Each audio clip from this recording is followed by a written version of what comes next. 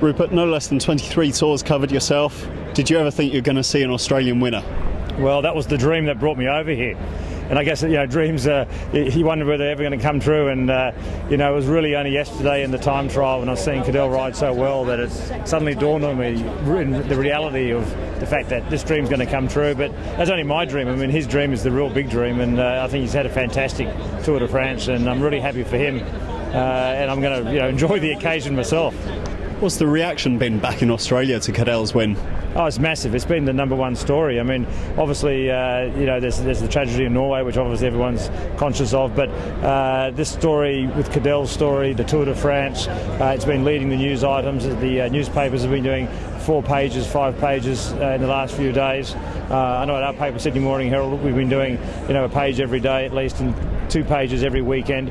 And it's really just kicked in, and it's no secret that Australian cycling is becoming more popular. And with talk of the Green Edge team starting next year, Cadel Evans' success has just really put that big fat cherry on this cake. And now it's just for Australian cycling to make the best of the opportunity. Just a word about Cadel Evans. Is he a typical Aussie?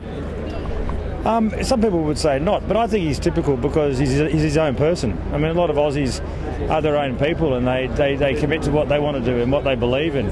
So while it could be kind of facile to say that he's not the typical Aussie, I think he very much is. He does his own thing, he's the way he's programmed and conditioned himself for this Tour de France, the World Championships, his season.